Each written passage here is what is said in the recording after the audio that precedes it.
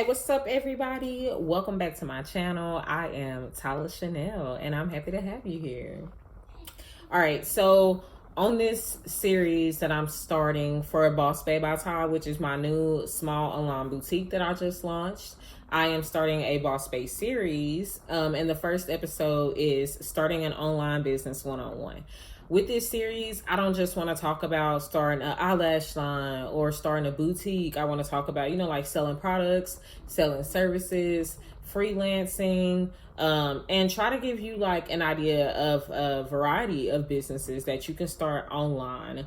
Right now, I feel is the most important time to make the most out of our use online.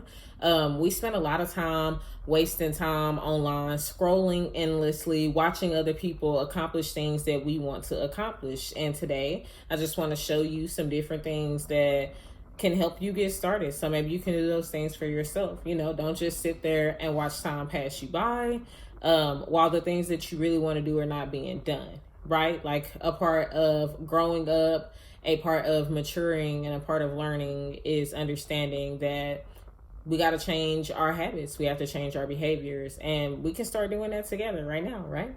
All right, so stay tuned. Make sure you like, subscribe, and follow me on Twitter at Touched by Ty and Boss Babe by Ty. I decided to write down 11 questions that I do get asked a lot, because if you don't know, I am the founder and owner of Touched by Ty, which is a company I created back in 2018. We are coming up on our 2 years, yay, in May. Time just flies by, honestly. And within Touched by Ty, I've developed umbrella companies that do different things like digital marketing, writing, content creation, graphic design, branding, mentorship, business coaching, a little public speaking here and there. So as a result, I decided that I wanted to finally do something where I was selling products and I had a product-based business.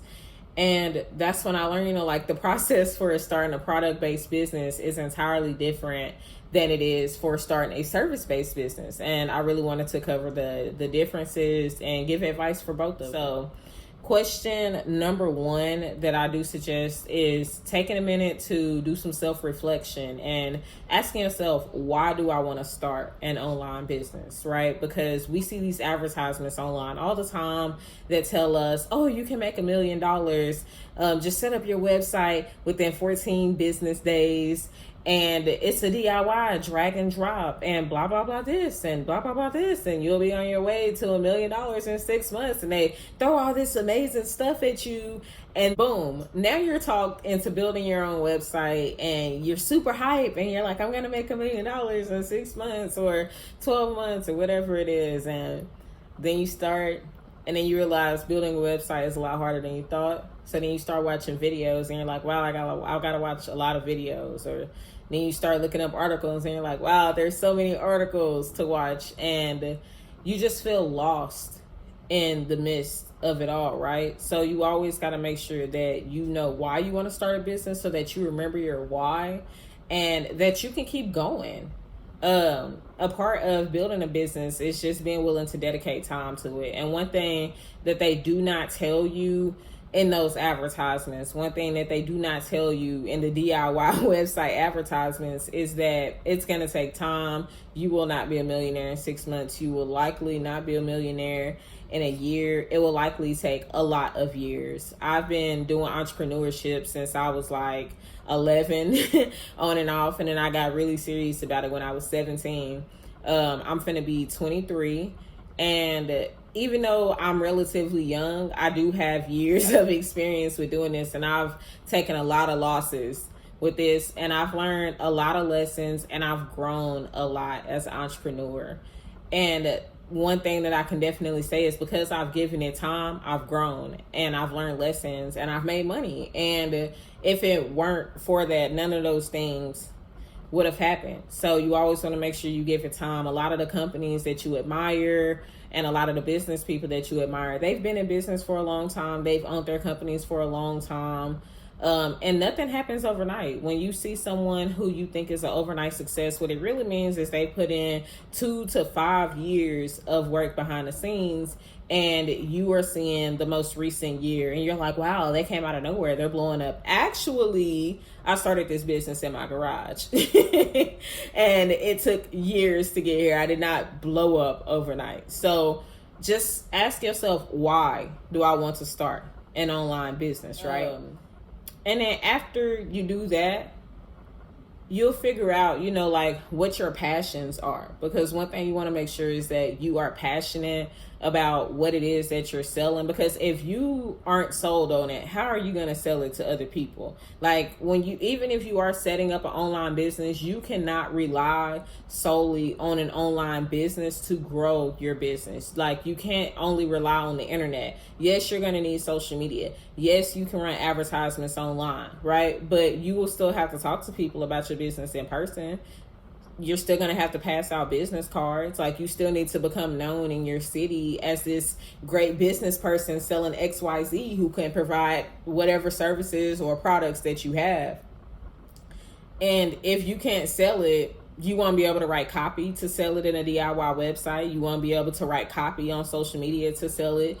And you might get some sales, but you'll be leaving a lot of money and value on the table by not developing these skills and not figuring out why or what your passion is or what you're passionate about as far as like the products and services and stuff that you want to provide. So sit down and write a list of a product-based list and a service-based list. In your product-based list, write a list of like the different types of products that you would consider selling. On your service-based list, write down the different services that you could provide. And then on a whole separate piece of paper, write out your budget and figure out how much you can invest. And then you need to research how much each of those things will cost to get into and cross off all the things that are not in your budget, or write down that you're going to come back to them at a later date. Because there's no real reason to get excited about starting a business if you can't afford to start it. One thing that a lot of entrepreneurs or aspiring entrepreneurs don't understand is that you have to take baby steps in order to get to 6-figure deals and 7-figure deals and even 4-figure deals. Making $1,000 per sale as an entrepreneur does not happen overnight, right? Like you have to build up to that. And when you starting off in the beginning, you will do a lot of things that you did not think you would do. And I don't mean anything illegal. I just mean like lowering your prices significantly to try and get sales, and doing things for free to try and get sales, and doing giveaways to try and build an email list and stuff. Like it will not happen overnight, and you will do a lot of things that you didn't think that you would have to do to grow your brand, to build familiarity, to build trust with people. And it is what it is. Like, it's just part of the game. It's part of the process. And one thing you have to learn how to do as an entrepreneur is trust the process, whether you start your business online or if you do it as like a brick and mortar store. The next question is, how do you find vendors? It really depends on what you are trying to find vendors for, as far as like starting a product-based business. And it also depends where you want your vendors to be located. If you don't mind your vendors being located in China, then I really do suggest looking on Alibaba. They have great wholesale prices. If you want to do drop shipping from China, then look on AliExpress. There are also other drop shipping platforms like Oberlo, which is a really good one, and you can connect them with AliExpress. There are a few other ones too, but I don't really know the names of all of them because I drop shipped years ago, and I did make money drop shipping, but it was really stressful just because of how long the products took to ship. And then my main wholesaler went out of business. They decided to close and liquidate, and I couldn't afford to buy the products at liquidation or wholesale price. So I went out of business, and it was just a really horrible experience. And I'm just being honest because I learned a valuable lesson that day about drop shipping versus buying products wholesale. So now I buy my products wholesale and I buy my products up front, because even if my vendor goes out of business, it gives me enough time to find another vendor. And it also gives me the opportunity to take my own product images and stuff. And that stuff is going to come in handy for branding and marketing purposes. But if you don't want your vendor to be based in China and you do want them to be based in America, get on Google and start looking at American-based vendors. Look at go to the store and look at the back of the boxes for products similar or in the same industry as the ones that you want to create, because a lot of the times they'll put who manufacture the product, and you can just look at the manufacturer on Google. That way, get a phone book and look up any manufacturers near you, factories near you, or in the United States in general. But your phone book will be local, and they do have like online places like the Yellow Pages and Yelp and stuff. A lot of those companies do list there. You just have to know what to search for and what keywords to look for. But if you can talk to at least one manufacturing company, a lot of the receptionists are helpful, and they will tell you the answers to the questions that you have, because they do want to do business with you. But a lot of the answers that you have can be answered by getting on Google and just searching United States manufacturers for XYZ product, vendor for XYZ product. And a lot of the times those different vendors will come up. Now, as far as testing your vendors, one thing that I definitely suggest doing is asking for a variety of videos and pictures, and making sure that you're asking them to put like different pictures together, like different products together in the same picture with different backgrounds, to make sure that they actually have those products and that they're not trying to con you. Ask them if they can video chat with you so you can actually see the products and build trust with them. And always make sure that you order samples. You do not want to order samples from every vendor that you come into contact with, and you definitely want to negotiate your prices. And before you order samples, always make sure you ask, if I come back and I order wholesale, are you going to apply my shipping from my samples to my wholesale order? Is that an option? Because a lot of the times they'll say yes. Like, that is what my eyelash vendor does. That's what they did with my sample lashes that I ordered from them. They were like, yeah, when you come back and order wholesale, we'll apply the cost of shipping to your next order. So I ended up getting like a $30 discount on my first eyelash order. That was pretty cool.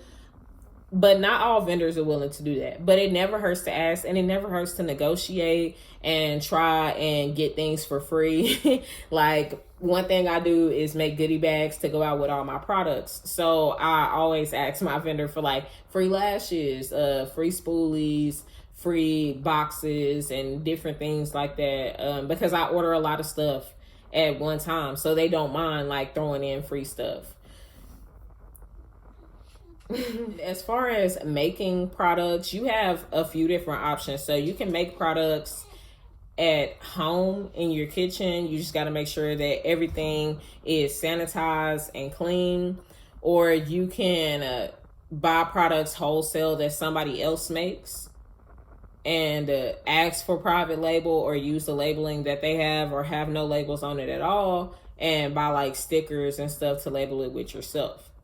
The last option that you have is actually manufacturing your own product with a manufacturer. You'll have to team up with a chemist if it's like things that people eat or put on their skin or their hair or something like that, just to make sure you come up with a safe formula, and then you can contact the manufacturing company. But there will be a lot more processes in place as far as like protecting your brand, protecting your formulas and your logo and things like that, so you can advertise on television and stuff. So if you want to learn more about that, feel free to DM me on Twitter or email me. Both links will be down below in the description. Another common question I'm asked is, when you're starting a business, do you work with a team of people, or do you do everything by yourself? Again, that depends on your budget. A lot of the times, if we are starting a business online, our budgets tend to be smaller, just because it's cheaper for us to start a business online. And the point of starting a business online isn't to break the bank. If you wanted to break the bank, you would just get a brick and mortar store, right? You can still break the bank by starting a business online, but it's going to be significantly cheaper than it would be to get a brick and mortar store. So that really depends on your budget. When I started my business, my first business online, I did everything by myself. When I started the next 2 or 3 businesses, I did everything by myself. And when I launched Touched by Ty, I did everything by myself. But Touched by Ty has been my most successful online company to date. And I've been able to like hire staff members, hire freelancers, hire contractors, and really expand my team and grow a network of individuals that help me do everything so that I can move on and launch other businesses and continue to have this company running. But it really depends, because paying people is expensive and it will eat your money up very, very, very quickly. Okay, that's one thing that I just want to let you know. Another option that you could have if you do want to work with people is talking to people who are interested in owning a small portion of your company, like in stocks or something like that. Or they'll get like a certain percentage of the company's income once the company takes off. You know, there are different types of deals that you can work out with people so that they'll work for you free in the beginning and it'll pay off later for them once your company becomes very successful. So just don't leave those options off of the table just because if it can save you money and you can still get the same quality, then why not do it, right? Another question that I have seen a lot is, how do you ship products? Do you ship them yourself? Does a vendor ship them for you? So I'm going to talk about a few different options that you have as far as shipping products. So if you ship products yourself, you will need a scale and a printer paper, and ink, and obviously a computer so that you can print off your shipping labels, weigh everything, and then you'll also need tape and scissors so that you can tape everything on. And you'll just prepay for like your shipping labels online via the USPS, UPS, or FedEx website. You'll just have to log in and create an account. If you need any help with that, you can just give them a call. Their customer service agents are super nice. Or if you go through e-commerce websites, a lot of the times they'll give you discounts for getting your shipping labels through them. So like I built both of my websites with Shopify, and I get like $2 to $5 discounts on shipping per item, just depending on the rate that I choose to ship with. So that's a pretty cool option too. And then you can also use a distribution center if it's in your budget to use a distribution center. And what that means is you buy your products wholesale, you get them shipped to a center where people specialize in packaging and shipping and customer service and stuff. You'll pay them a fee every month, and they'll like run a system that checks your website for orders every 10 to 20 minutes, and they'll be printing off and shipping off your packages for you and handling customer service. So those are your 3 different options for shipping, but the easiest thing to do is to just ship them yourself. Unless you're doing drop shipping. Now, if you're doing drop shipping, you don't have to buy products wholesale or anything like that. They'll ship them for you, and you'll just pay for products when people pay you for products. So you don't have to spend any money unless you make any money. I think my favorite question that someone asked me was how to mentally prepare yourself to start a business. And the truth is, I don't think you'll ever really be prepared mentally to start a business. And the reason why is because you never know what to expect. As a business owner, you truly never know what's going to happen. You never know if it's going to blow up and be amazing or if it's going to be a total flop, right?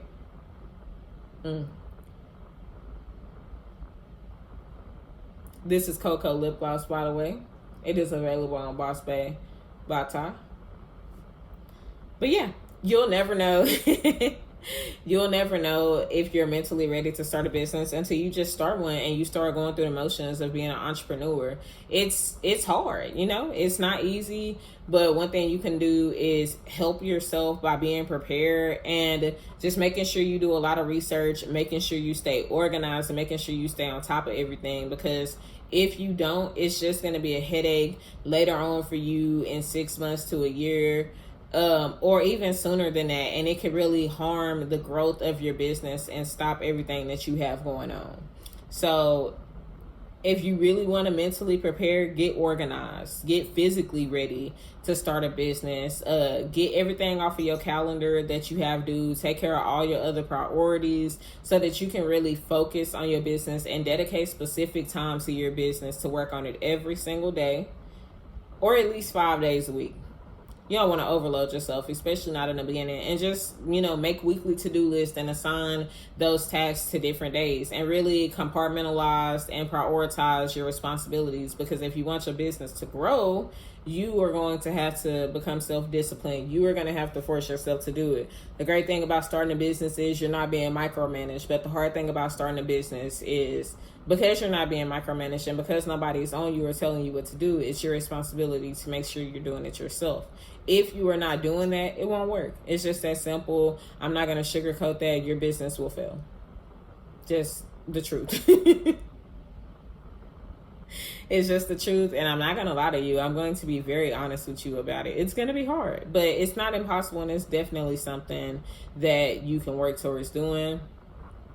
As far as marketing, branding, and how to stand out go, again, it depends on your budget. So if you can afford to do custom packaging, that's going to help you a lot with marketing. It's going to make branding easier, and it's definitely going to make standing out easier, right? Because, for example, my eyelash packaging, right? It looks like a little phone. Like, I think that this is so cute. Like, call me if you need me.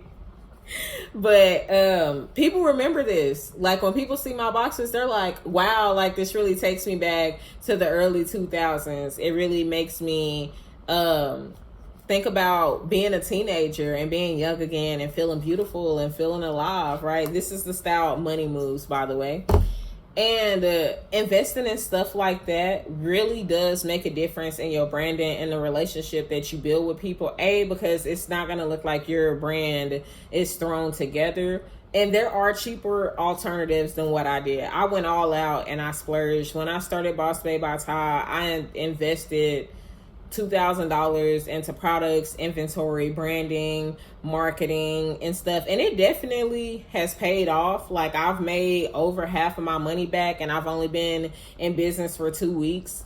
This launch went 10 times better than the launch of my dropshipping company, and it went better than my launch with Touched by Ty too, because with Touched by Ty, in my first month of business, I made $500.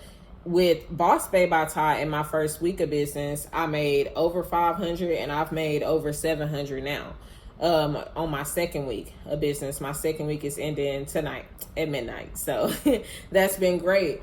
But yeah, that's kind of what branding is. It's just like, investing into your packaging, investing into figuring out what your brand voice is, investing into a business plan really to show you how you want to talk on social media, the type of images that you want to create, the feed that you want to have on Instagram, the feel that you want people to have when they're shopping with you, when they're shopping with your company. What do you want to be the most memorable, and what is the experience that you want people to have when they shop with your company? And when you can answer those questions on paper, you'll be one step closer to branding your company and to developing a brand that people can fall in love with. You have to figure out what your potential buyers' personalities are and who they are and their interests, so that you can develop a brand personality and a brand voice that resonates with your target audience, right?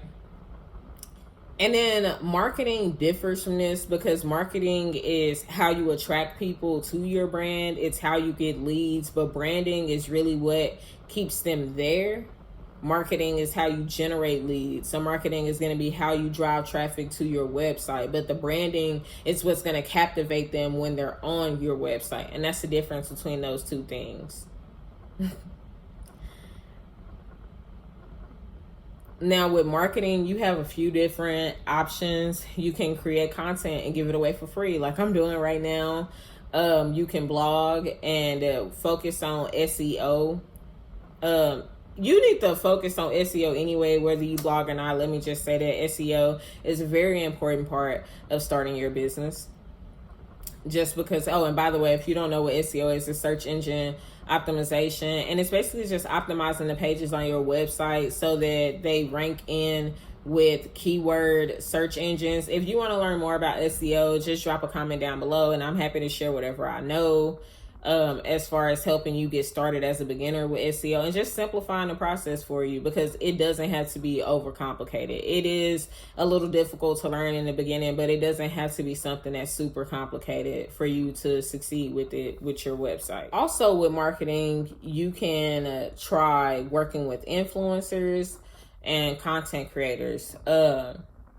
If I were you, especially to help your budget, I definitely suggest on focusing on smaller influencers and content creators with like 5,000 followers or less. And really, you could really try focusing on them with 3,000 followers or less. I know a lot of people on Instagram and Twitter who have 3,000 followers or less, and they get great engagement. They make decent money, and they get plenty of website clicks too. So that's definitely worth it. The main thing you want to pay attention to is engagement. There's no point in going for influencers who had 10 to 20,000 followers and they only get 100 likes per picture, versus going with someone who has 3,000 and they get 300 to 600 likes per picture. Like, the engagement is significantly different. The influence that they have on their audiences too, and their engagement is significantly higher as well. So just make sure you pay attention to those things. And before you work with any influencers, also ask to see their analytics if you are paying them. Alternatively, I did not want to pay influencers. It was not in my budget for starting my business. So what I opted to do was start a PR list, which is a public relations list. And it's where people sign up for me to send them free products. When I launched it, I had over 20 different content creators sign up. And they ranged in following size from like 500 to 20,000, no, 500 to 70,000. And that was absolutely amazing. So I sent it to the top 3 influencers that were on my list that I really liked. And I plan on like choosing different content creators every month to work with and send free products to.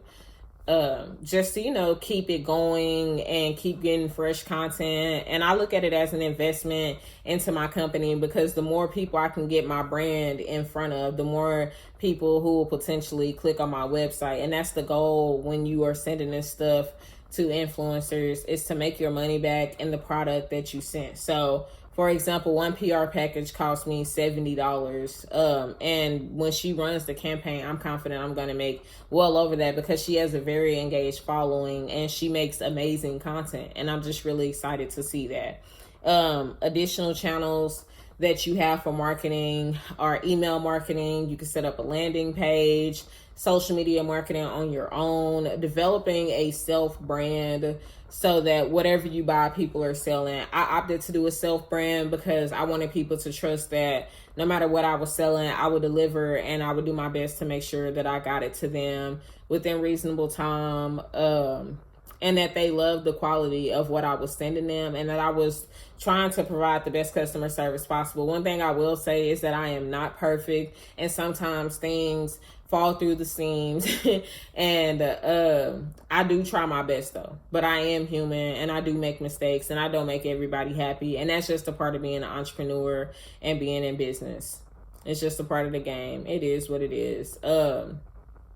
Additionally, with marketing, you could do like radio play in your city, pay for advertisements online, printing out flyers, going to the mall and passing them out, passing out business cards to people, being in like high volume places and just passing out your information, getting out in front of people, telling them about your business. Something subtle that I do all the time is like when I'm going out, like whether I go out to eat or I'm I'm going out with my friends or to the grocery store, I try to make it an effort to pass out like 3 to 5 business cards and meet new people and connect with them and tell them about what I do or what I could do for them or what I could help them with.